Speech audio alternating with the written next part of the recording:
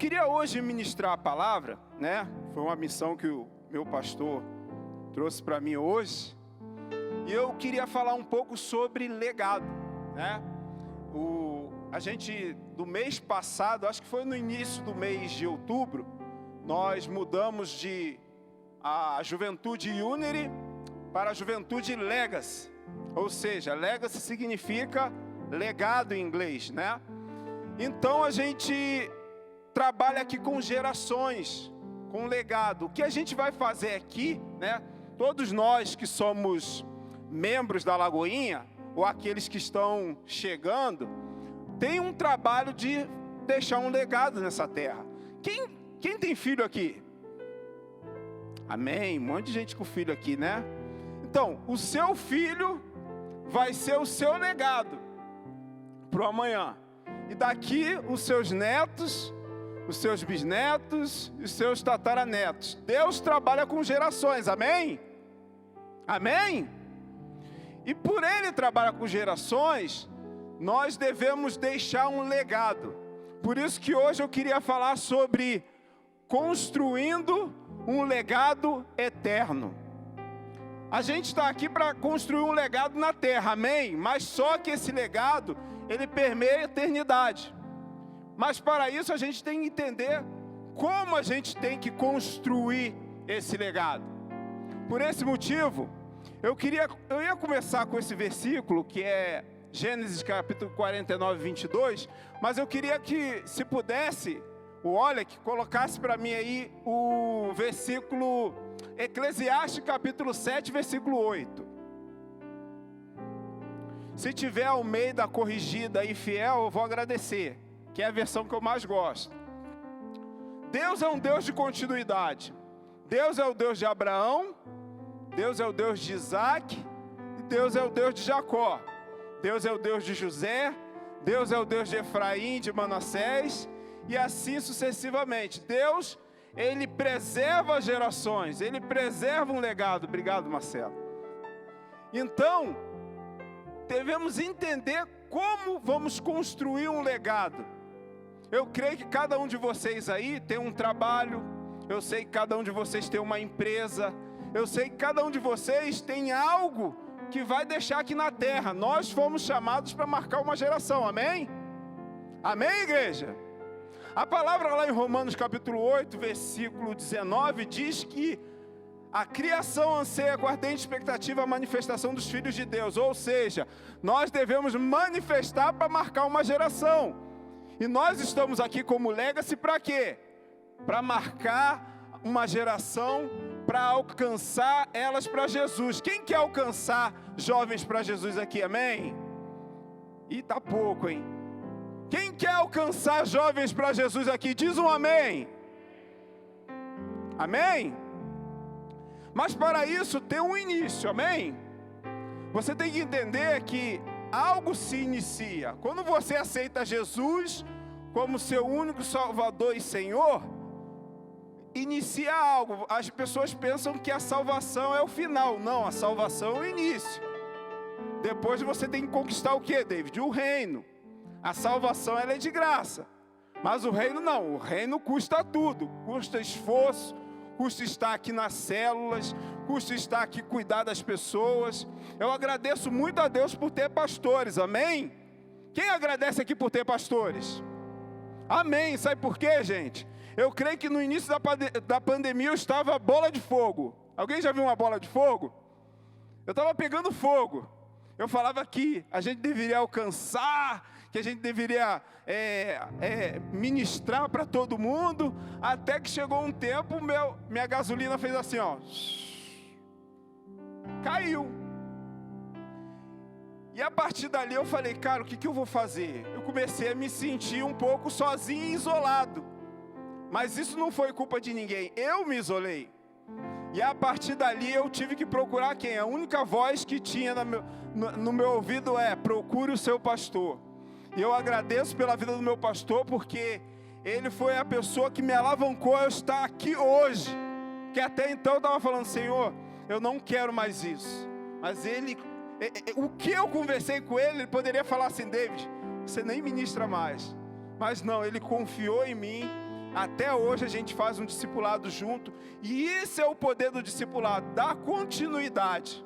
Então agradece a Deus pela vida dos nossos pastores. Se você puder dar uma salva de palmas para Jesus por causa dos nossos pastores, porque eles estão aqui para deixar o reino de Deus ser preservado. Porque se não fosse eles, talvez eu não estaria aqui hoje.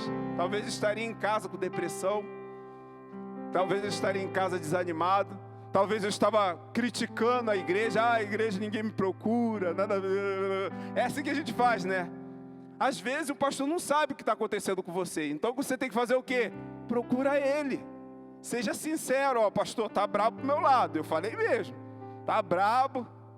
Estou fazendo algumas atitudes aí meio doida.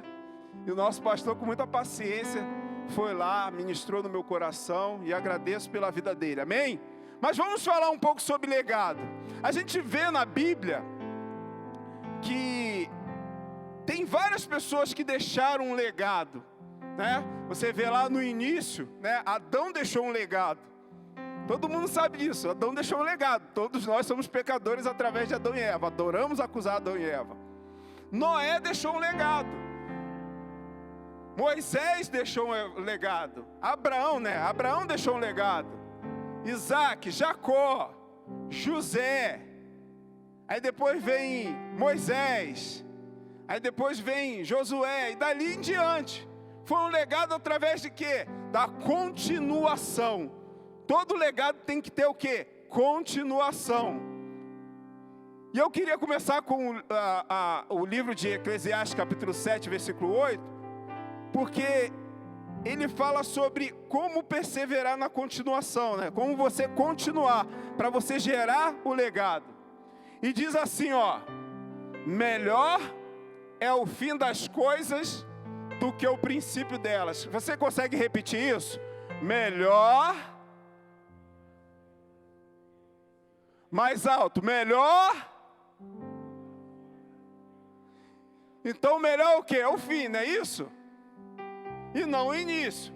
Você pode começar bem, gente. A gente já viu na Bíblia pessoas que começaram agitando, mas chegou lá no final. Vamos ver Saul, Salomão e outros, né? Até Judas. Mas tiveram pessoas que começaram, quem sabe até mal, mas depois terminaram bem. E esse é o melhor das coisas, é você terminar bem as coisas. Não adianta como você iniciou. Não adianta como você gerou algo.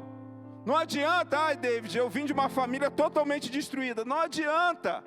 O importante é você terminar bem. Amém? Amém? E eu quero falar de uma pessoa hoje que eu amo muito, que se chama José. Eu sempre, quando eu olho para José, eu vejo algo diferente nele. Às vezes eu pegava a minha Bíblia assim, lembra quando a gente tem a nossa Bíblia e começa a fazer, tipo, sorteio? Não sei se é a palavra certa. Antigamente era desse jeito. E sempre que eu fazia assim, abria a minha Bíblia, caía em Gênesis capítulo 37. Era sempre história de José. E eu sempre tive vontade de ministrar sobre a vida de José, mas eu ficava preocupado. Porque eu falava, Senhor, eu gosto de falar do Espírito Santo, mas só que hoje eu senti de falar sobre o legado de José. O que José fez para manter o seu legado aqui na terra? Quem conhece José aqui? Quem não conhece José? Difícil. Eu acho que até a pessoa que talvez não tem manuseio com a Bíblia sabe da história de José. Até os egípcios, que talvez tem gente que não é cristão, sabe que lá no rol do Egito existe o nome José, que foi aquele que evitou a fome no mundo, amém? E para José ser ele, né, ser o governador, ele teve que passar por processos, amém? Então eu queria começar com Gênesis capítulo 49, versículo 22, no momento em que o pai profetiza a José. O pai se encontra com ele, o pai já está no Egito, e ele profetiza sobre a vida de José. E diz na palavra assim, ó: José, esse aqui é Jacó falando sobre José. José é um ramo frutífero junto à fonte. Seus ramos correm sobre o muro. Olha só que interessante. José era considerado uma pessoa frutífera, ou seja, que dava frutos. Tanto que o nome do filho dele, Efraim, significa frutos, aquele que dá frutos. Mas como que José alcançou esse patamar? Todos conhecem a história de José. José foi o cara no Egito, na época dele. Foi um cara que conseguiu administrar o Egito para que não tenha aqueles 7 anos de fome. E José conseguiu alimentar quase o mundo inteiro. Na verdade, acho que o mundo inteiro que estava passando por aquela fome. Por quê? Porque ele foi a pessoa certa que Deus chamou para aquele propósito. E hoje eu quero falar sobre os 7 P's de José. Olha só que interessante. Quando eu falo de José, eu tenho 7 referências da letra P com José. E eu queria começar primeiro, né? Interessante. Com o P chamado pai. José tinha seus 17 anos e ele morava com seu pai Jacó. E diz na palavra que Jacó amava mais José do que os seus irmãos. E diz que o pai dele deu para ele uma túnica colorida. Aí você vai pensar, poxa, José era o cara privilegiado. Eu já vejo de uma forma diferente. Eu acho que o pai de José, ele começou a mimar José. E diz lá no Gênesis capítulo 37, a partir do versículo 2, e a gente vai rodar um pouquinho na Bíblia hoje a gente vai ler Bíblia, amém? Diz assim, essas são as gerações de Jacó, sendo José 17 anos. Apacentava as ovelhas com seus irmãos, sendo ainda jovem, andava com os filhos de Bila e com os filhos de Zilpa, mulheres de seu pai. José trazia má notícias deles a seu pai. Olha só que interessante. José era tipo um X9. Não estou falando que ele não poderia fazer isso, mas talvez José naquele momento não tinha um tempo de experiência. E diz no próximo versículo que Israel, ou seja, Jacó, amava mais José do que os seus outros filhos. E diz que os filhos de Jacó odiavam José. Por quê? Porque ele era o amado. E por ele ser amado, ele era uma pessoa que ele, de uma certa forma, era quase um mimado. Mas diz nos próximos versículos que José teve um sonho.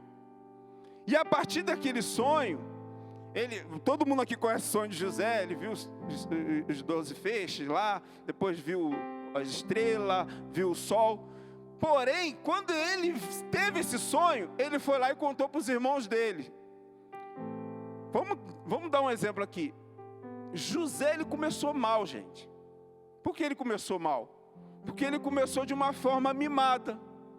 Ele começou de um jeito que ele queria se amostrar mais do que os irmãos. Então José, de uma certa forma, ele começou mal. Amém? Amém? Então o pai foi o primeiro P que trouxe para José o primeiro processo dele, de ele viver um legado. Mas como assim, David? A gente vai decorrer nos próximos capítulos. O segundo P que José passou foi o poço. Como assim, David? Todos lembram da história que os irmãos de José foram para uma cidade chamada Siquém, apacentar as ovelhas, e Jacó chegou assim, José, vem cá. E José falou, eis-me aqui, pai. Eu quero que você vá até Siquém e vigie seus irmãos para saber o que eles estão fazendo. E diz que José vai até lá. Mas quando José chega em Siquém, ele não encontra o pessoal, os irmãos dele. E diz que José encontra um homem, e o homem diz assim, ele não está em Siquém, ele está em Dotã, que era 14 quilômetros adiante. E José vai até lá. E diz que até lá no versículo Gênesis 37, versículo 18, quando José chega em Dotã, diz a palavra do Senhor que eles avistavam José.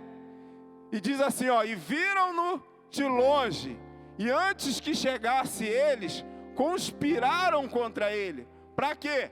Para o matar. Olha só, o pessoal já tinha, os irmãos dele já tinham ódio de José. Próximo versículo, e disseram um ao outro, eis que lá vem um sonhador mor. Aqui eu já aprendo o quê? Que Deus já estava gerando um propósito para José. José, ele tinha que passar por um processo. Todos nós devemos passar por um processo. Eu creio que cada um de nós aqui tem uma palavra. Deus trouxe uma palavra para a sua vida. Porém, para você dar continuidade, você tem que passar por um processo. Assim como eu, assim como você. Por quê, David? Porque Deus, ele quer nos deixar maduro, nos aperfeiçoar. E como é que Deus nos aperfeiçoa?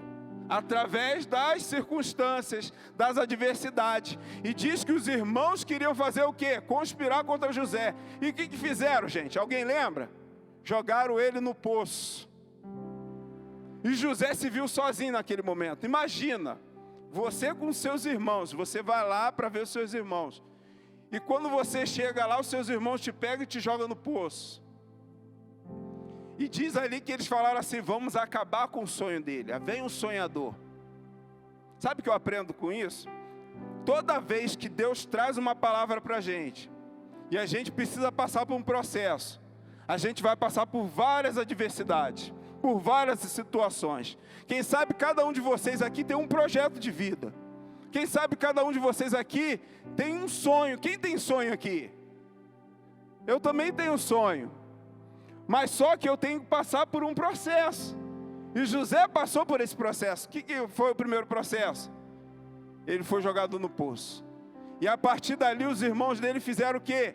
Venderam ele para quem? Para os medianitas. E os medianitas venderam ele para quem? Para um homem chamado Potifar. Terceiro P de José. Potifar. Diz que José chegou na casa de Potifar. Isso está lá em Gênesis capítulo 39. E diz que quando Potifar viu ele, viu o trabalho de José, viu que Deus era com José. O que Potifar fez? Você cuida de tudo. A única coisa que você não pode tocar é na minha esposa. Mas você pode fazer tudo. Você governa a minha casa. Eu imagino quando José chegou na casa de Potifar, e ele viu, né, o quanto Deus era com ele, o quanto ele governava aquele lugar. Eu acredito que José fez assim, cara, eu acho que eu estou no meu propósito. E esse é meu propósito. Mas só que o que Deus tinha era muito mais do que ele pensava, porque a palavra de Deus diz assim em Efésios 3:20, ora, aquele que é poderoso para fazer infinitamente mais do que pedimos e pensamos, segundo quem? Poder que opera sobre nós. José, provavelmente ele deve ter achado que ele estava diante do propósito, mas só que era só o caminho. E lembra lá que o final é melhor do que o início? José estava no processo. Mas só que Deus, né? Eu acredito que foi propósito de Deus. A mulher de Potifar foi lá, fez uma retaliação com José. Potifar escutou mais a esposa do que José. E José foi para onde, gente? Vamos lá, estamos aonde? No quarto P. Fomos para o pai, poço, Potifar. Qual é o quarto P? Prisão. Diz que José foi jogado no cárcere. E quando José foi para a prisão, a palavra do Senhor diz que Deus era com ele. Olha só que interessante. José estava passando pelo processo. Ele era uma pessoa mimada pelo pai. Ele foi para o poço através dos irmãos dele, que traíram ele, na verdade. Depois ele passou pela casa de Potifar. E depois ele foi para onde, gente? Na prisão, né? O quarto P. E diz que na prisão ele revelou um sonho de um copeiro. E qual era o outro? O padeiro, isso. Ele revelou sonho do copeiro e do padeiro. E diz que o copeiro se deu bem, o padeiro não, foi empalado, né? Mas o copeiro foi restituído. E diz que quando o copeiro é restituído, antes de ser restituído, diz que José falou assim, ó, lembra de mim, quando você for restituído. E às vezes, eu olho para José fazendo isso, eu olho a nossa vida, às vezes a gente está passando por um processo, às vezes a gente está passando por algumas adversidades, e a gente quer dar uns nossos pulinhos, a gente quer falar assim, ó, a nossa carnalidade entra de tal forma que a gente fala assim, não, vou dar o meu jeitinho. Mas Deus não trabalha com jeitinho. Deus trabalha com o quê? Com um propósito. Eu quero dizer algo para vocês que, às vezes, nós temos projeto. Eu tenho um projeto. O meu parceiro ali de projeto está ali. Ele veio me visitar hoje, o Diego. E a gente tem um projeto. A gente está trabalhando lá. Mas só que se não tiver no propósito de Deus, de nada adianta. Sabe por quê? Porque o propósito de Deus é muito melhor do que os nossos projetos, amém? A palavra do Senhor diz lá em Provérbios capítulo 16, o versículo 1, que o homem pode ter todos os seus projetos e sonhos, mas a última palavra vem do Senhor. Quem sabe você está passando por algumas adversidades, por algo que Deus colocou no seu coração, algum projeto, algum sonho, mas quem sabe você está querendo colocar a sua mão, deixa a sua mão para lá, deixa que Deus haja nesse projeto, amém? E tudo depende do propósito de Deus. O seu projeto tem que coincidir com o propósito de Deus. E como é que eu sei disso, David? Orando, pedindo orientação ao Senhor, chegando para o Senhor e falando, Senhor, é esse projeto que está alinhado com o seu propósito? E quando Deus fala que sim, aí você fala, agora eu estou mais tranquilo. Aí começa a vir o quê? A adversidade, né, gente? Não acontece isso com vocês? Às vezes a gente está com o nosso projeto lá, lutando, buscando, fazendo acontecer, mas nada vai dando certo. Aí você fica assim, ai meu Deus, ai, o que vai acontecer? Eu quero deixar uma palavra para vocês. Talvez uma realidade que você está passando hoje não é a sua verdade. A sua verdade se chama Jesus Cristo. Porque Jesus é o quê? O caminho, a verdade, a vida. Então se Ele é verdade, aquilo que você está passando hoje não é a sua verdade. É somente um processo que você está passando. Sabe por quê? A sua verdade é melhor do que a realidade que você está passando hoje. Amém? Amém? Às vezes é a circunstância. Assim como José, imagina 13 anos na prisão, gente. E ele quis dar um jeitinho, por quê? Porque ele imagina, poxa, 13 anos, eu aqui, o Senhor disse que ia me levantar, que ia ser alguém, mas só que Deus estava tratando o coração de José. E às vezes Deus faz isso com a gente. Às vezes a gente pensa que o propósito de Deus tem que estar tudo certo no início. O importante é o final. E o final de José foi muito mais além. E eu vou mostrar isso para vocês.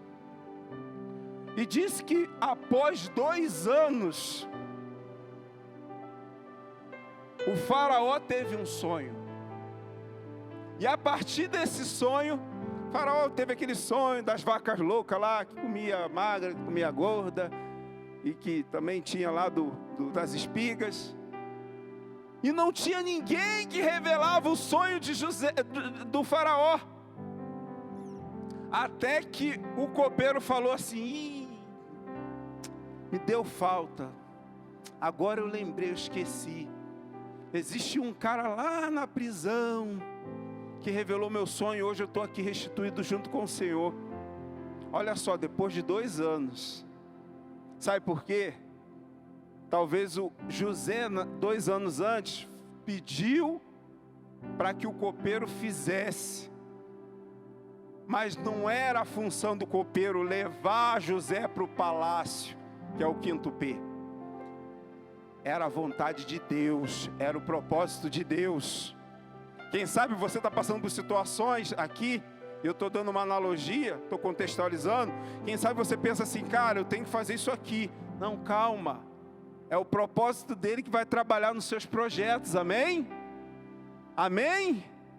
Talvez a sua realidade hoje não coincide com a verdade que Deus colocou, que você é filho amado, que você vai prosperar nessa terra, que você vai viver o melhor. A palavra de Deus diz lá em João 10:10, que o ladrão veio o quê? Roubar, matar e destruir. Mas Deus veio para fazer o quê? Jesus veio para fazer o quê? Dar vida e vida em abundância. Vida em abundância não é só após a vida, é agora. Deus quer fazer isso. Esse é o propósito de Deus no seu projeto. Quem sabe você montou uma empresa e você não está vendo o retorno. Calma. Se está no propósito de Deus o seu projeto, calma, vai acontecer, amém? Amém? Quem sabe a sua família, todo mundo ainda não conheceu Jesus, ou algumas pessoas, quem sabe é o seu filho, quem sabe é o seu pai, quem sabe é a sua mãe, quem sabe só você é o cristão da família. Calma, calma. A palavra do Senhor diz que eu e minha casa, o quê? Serviremos ao Senhor. Se esse é o propósito de Deus, vai acontecer na sua vida também, amém? Amém? E diz que José chegou no palácio, olha só que interessante. E Faraó começa a falar o sonho dele. E eu acho isso bem interessante, que olha como é que José tinha já a mentalidade já restaurada. José antigamente fazia o quê? Entregava os seus irmãos, não trazia a solução para o pai, não era?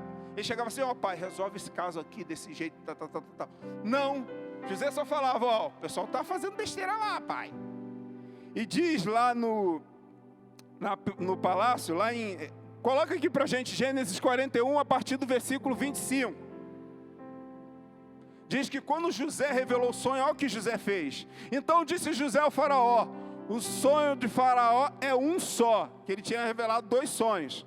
O que Deus há de fazer? Mostrou a Faraó as 7 vacas formosas, 7 anos. Seria o quê? 7 anos formosas de fome. Pode passar em diante, porque eu quero mostrar a solução.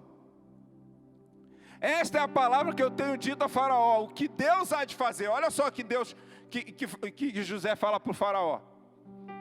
Mostrou a Faraó. Eis que 7 anos haverá grande fartura em toda a terra. Está falando da fartura. E depois deles levantar-se-ão 7 anos de fome. Já deu problema. Já matou ali o faraó. O faraó já deve ter ficado com medo. Em toda aquela fartura será esquecida na terra do Egito. E a fome consumirá a terra. Próximo versículo. E não será conhecida a abundância na terra, por causa daquela fome que haverá depois, porquanto será gravíssima. E que sonho foi repetido 2 vezes, faraó? Próximo.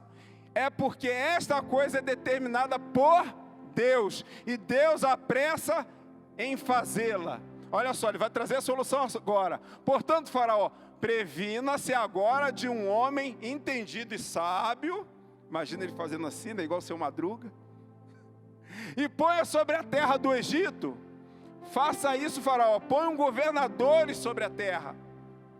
E tome a 5ª parte da terra do Egito, nos 7 anos de fartura. E ajuntem toda a comida desses bons anos que vêm. E dali em diante, porque é muita informação, José traz a solução. E é isso que Deus quer fazer para a gente. No momento que Deus te colocar em lugares altos, não venha só com problema, traga soluções. Porque Deus, Ele vai trazer algo dentro do seu coração, o propósito dEle, que você já não vai andar só reclamando, só falando de problema. Você vai trazer a solução. E eu creio em nome de Jesus que você será reconhecido na terra para glorificar o nome de Jesus, amém?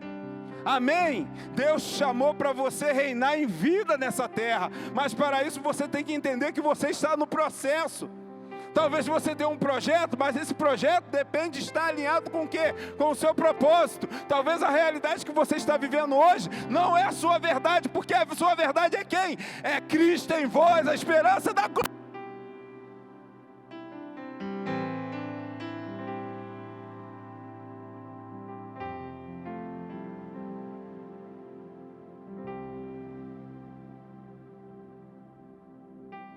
que é ter esperança? É saber que Deus, que Jesus vai fazer algo. Talvez você fale assim: Senhor, eu não sei o que eu vou fazer. Deixa nas mãos de Jesus. Ele mesmo fez assim, ó: vinde a mim os que estão cansados, sobrecarregados, que eu vos aliviarei. Deixa nas mãos do Senhor. Não toca naquilo que Ele está agindo.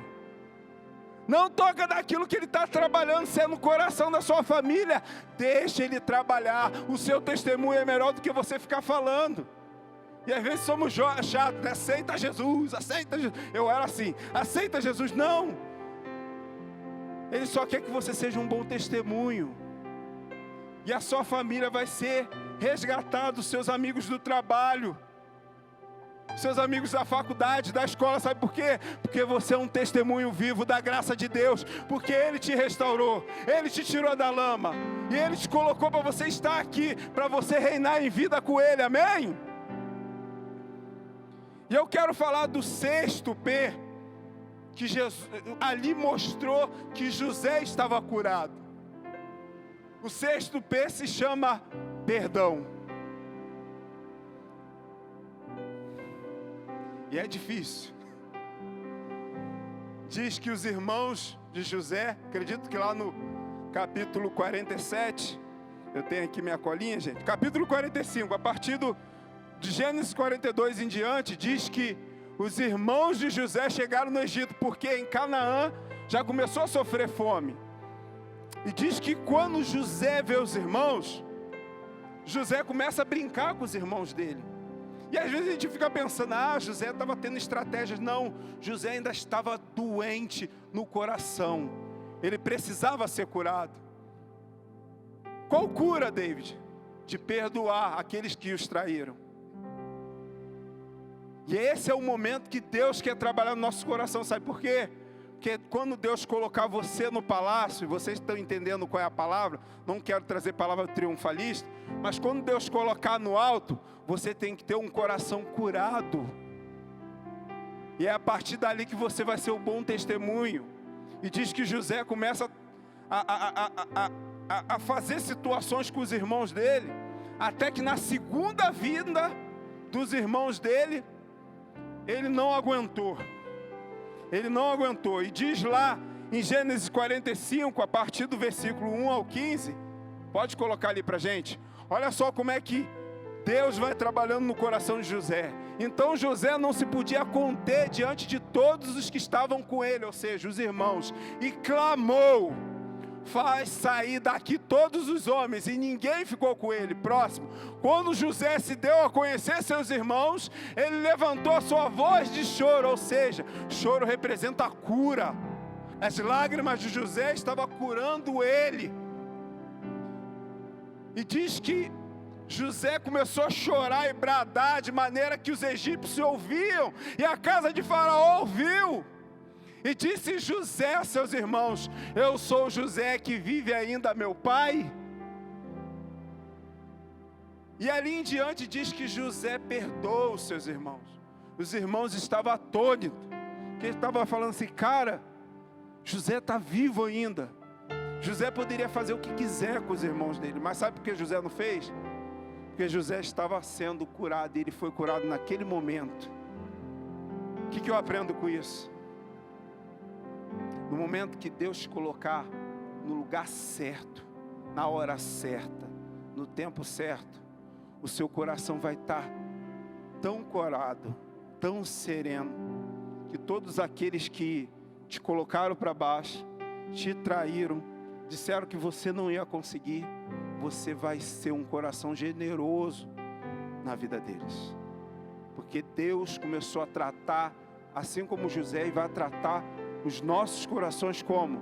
Pelo processo. A gente tem que passar por isso que você está passando. Quem sabe você está passando por situações que eu não sei, né? O Espírito Santo não me revelou. Mas esse processo vai ser para quê? Para a glória de Deus, amém? Esse processo vai ser para a glória de Deus. E eu queria só fazer essa roupagem. É agora que eu vou iniciar a palavra. Lembra qual é o título? Construindo um legado eterno.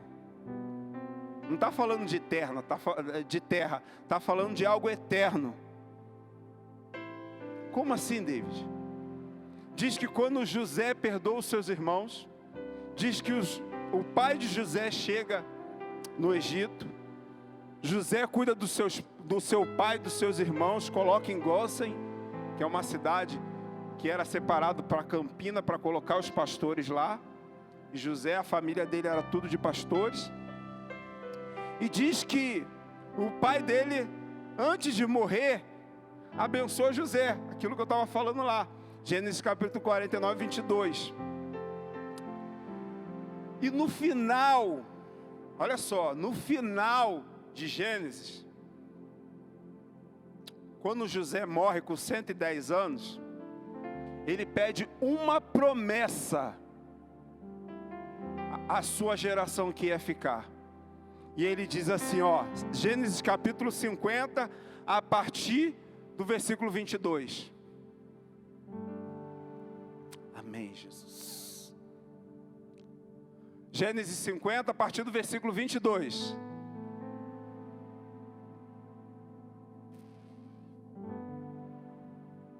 Amém? Olha, ok. Pois José habitou no Egito, e ele a casa do seu pai. E viveu José 110 anos. E viu José os filhos de Efraim, da terceira geração, e também os filhos de Maqui. Filhos de Manassés nasceram sobre os joelhos de José. E disse José a seus irmãos: eu morro, mas Deus certamente nos visitará. Todo mundo lembra da escravidão no Egito? Olha só José profetizando. Próximo. E vos fará subir desta terra, a terra que jurou a Abraão, Isaque e Jacó, ou seja, gerações, que depois virou Israel. E José fez jurar os filhos de Israel, dizendo: certamente vos visitará Deus. Próximo. E fareis transportar o quê? Meus ossos daqui. José quis dizer, vou decodificar. José disse assim, ó, gente, eu vou morrer aqui, mas eu não quero que os meus ossos estejam aqui. Quando o povo sair daqui, leve meus ossos juntos. E diz que quando José morre, aí o povo fica 430 anos em escravidão. E quando o povo é liberto, né? Quando o faraó libera, né? Libera por força, que o povo saia daquela terra. Diz lá, no livro de Êxodo, capítulo 13, versículo 19, que Moisés leva os ossos de José. Moisés levou consigo o quê? Os ossos de José, porque havia solenemente, né, ajuntados os filhos de Israel, dizendo: certamente Deus nos visitará. Olha só, o povo levou os ossos de José, e diz que o povo conquista a terra de Canaã, amém? E ali começa a nação de Israel. E lá no livro de Josué, capítulo 24, a partir do versículo 31, diz assim, ó: serviu, pois, Israel ao Senhor todos os dias de Josué, e todos os dias dos anciãos que ainda sobreviveram muito tempo depois de Josué, e que sabiam todas as obras que o Senhor tinha feito a Israel. Também os ossos de José, que os filhos de Israel trouxeram do Egito, foram enterrados aonde? Siquém. Lembra da primeira cidade que ele chegou? Siquém. Que é a mesma cidade onde a mulher samaritana teve um encontro com Jesus no poço. Amém? Que era a terra de Efraim. E vamos lá em Hebreus capítulo 11. Mostra lá, Hebreus capítulo 11, versículo 22. A palavra do Senhor diz assim, ó: pela fé, José, próximo da morte, fez menção da sua saída dos filhos de Israel, e deu ordem acerca de seus ossos. E por que José queria que os ossos dele fossem para a terra de Israel. Porque lá tinha uma promessa. Lá tinha um propósito.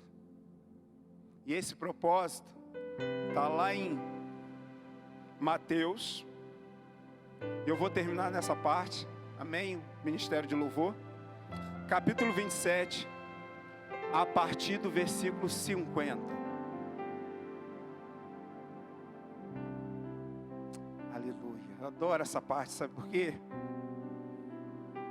Porque José não ficou preso porque só foi governador na terra. José queria uma promessa eterna, celestial. E é isso que nós devemos pensar. Tudo aquilo que nós fazemos não tem que ser baseado somente nessa terra. Tem que ser algo que seja glorificado. Seja algo que invada a eternidade. Tudo que você faz, eu estou dando um exemplo aqui da minha vida. Eu montei uma empresa agora em junho. E a única oração que a gente faz, né, Diego? No final da nossa reunião é: Senhor, que os nossos projetos alinhem-se com o seu propósito. Sabe por quê? Porque nós queremos que essa empresa seja para a tua glória. Queremos que essa empresa manifeste a glória de Deus, possa investir no teu reino. E a palavra lá em Mateus capítulo 6, versículo 33 diz assim: buscar em primeiro lugar o reino de Deus e toda a sua justiça, e as outras coisas vos serão acrescentadas. E José, quando deixou seus ossos lá, Mateus capítulo 27, versículo 50 e 53, diz a palavra do Senhor: e Jesus, clamando outra vez com grande voz, rendeu espírito. Jesus estava onde nessa parte, gente? Jesus estava onde? Na cruz. E diz que Jesus morre naquele momento. E após ali diz o quê? A partir do outro versículo: e eis que o véu do templo se rasgou em dois, de alto a baixo, e tremeu a terra, e fenderam-se as pedras, e abriram-se os sepulcros, e muitos corpos de santos que dormiam foram ressuscitados. Acho que vocês não entenderam. Repete novamente. E abriram-se os sepulcros, e muitos corpos de santos que dormiam foram. Próximo versículo. E saindo dos sepulcros, depois da ressurreição dele, entraram na cidade santa e apareceram a muitos. Até aqui. Gente, ali está falando de ressurreição. Os ossos de José estavam onde? A promessa de José não era ser só governador da terra. Era manter a promessa da salvação. Era ser ressuscitado no grande dia, no dia que Jesus morreu e depois ressuscitou entre os mortos. José não pensava só nessa terra. E o que eu aprendo com isso, David? Tudo que você fizer, não pense só aqui. Pense que algo vai acontecer além, para a eternidade. Porque se você estiver pensando só aqui, nada vai adiantar. Você precisa ter um olhar além, assim como José. Eu creio no âmago do meu coração que José ressuscitou no grande dia, que Jesus morreu, ressuscitou dentre os mortos no terceiro dia. Ele ressuscitou com Jesus. Sabe por quê? Porque a família dele toda foi enterrada lá, no mesmo lugar.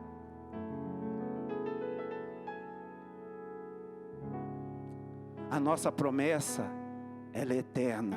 O nosso legado é eterno. O que a gente faz aqui, gente? Aqui não é um encontro social. Aqui é uma geração de gerações.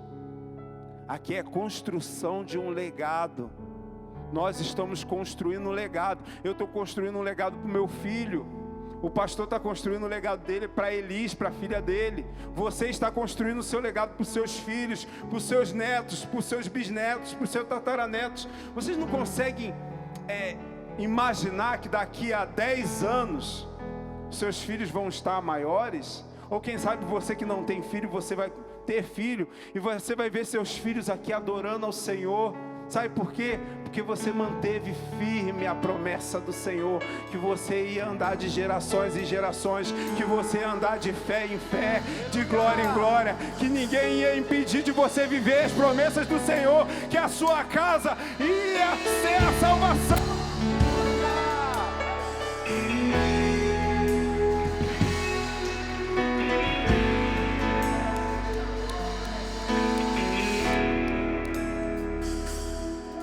Para a eternidade.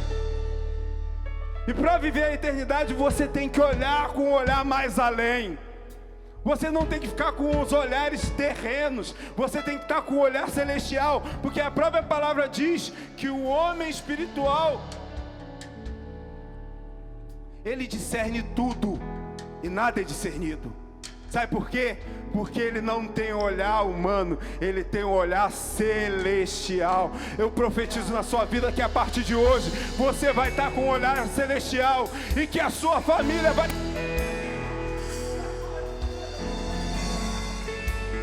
Sua casa vai viver o melhor de Deus. Sabe por quê? Porque você não olhou para essa terra, você olhou para a eternidade. Vamos nos levantar, vamos adorar o Senhor. Sabe por quê? Porque o verdadeiro adorador é aquele que anda na eternidade do Senhor Jesus. Eu vou construir minha vida em ti. Tu és meu fundamento. Eu vou confiar somente em ti. Não vou ser abalado. Eu vou construir minha vida em ti. Tu és meu fundamento.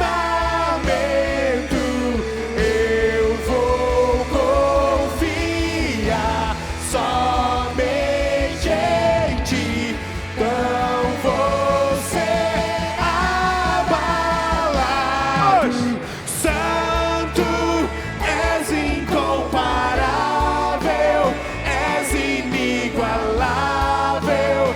Abre os meus olhos, Senhor. Mostra quem tu és e enche o meu coração do amor que faz mudar o mundo. Levanta a sua mão. Começa a declarar palavras de amor ao Senhor. Começa a declarar que a sua vida a partir de hoje vai ser com um olhar eterno, com um olhar para a eternidade. Que ainda que você tenha uma vida boa, ou quem sabe você ainda está em construção, que ela só não permeia aqui nessa terra, que ela continue a eternidade. E você vai chegar na eternidade e você vai encontrar os seus pais. E você vai chegar na eternidade e você vai encontrar com seus filhos. E você vai estar na eternidade com seus netos. E você vai estar na eternidade com seus bisnetos. Sabe por quê? Porque você está com um olhar de legado, um olhar de geração. Você não está construindo uma coisa de terrena, você está construindo um legado eterno. E eu quero orar por você. Quem sabe a gente não pode fazer apelo aqui, mas eu quero orar por você. Que você talvez estava desacreditado, pensando: Senhor, o que eu vou fazer com o meu amanhã?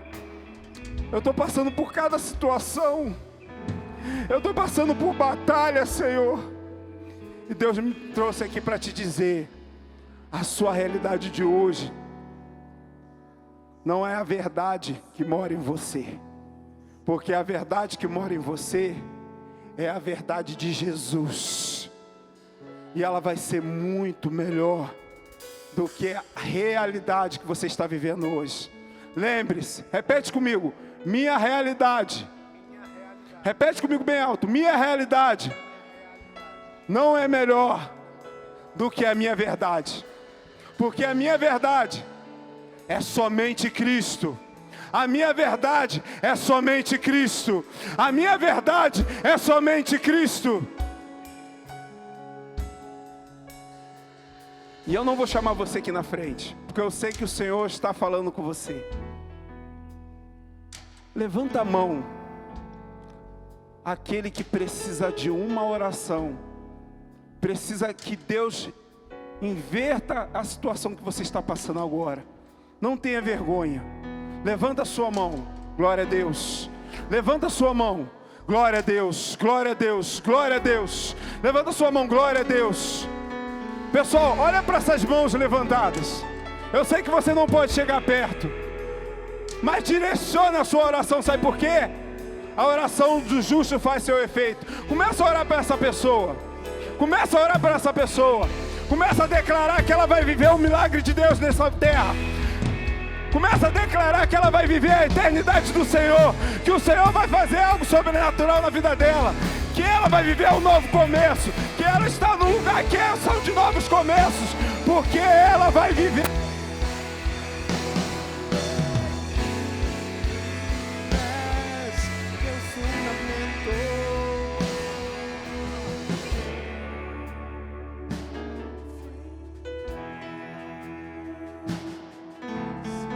Ora, abençoo a todo aquele que levantou a sua mão, que somente o Senhor sabe o que está acontecendo no coração deles. Mas eu creio em nome de Jesus, Pai, que eles foram chamados aqui para viver o seu sobrenatural.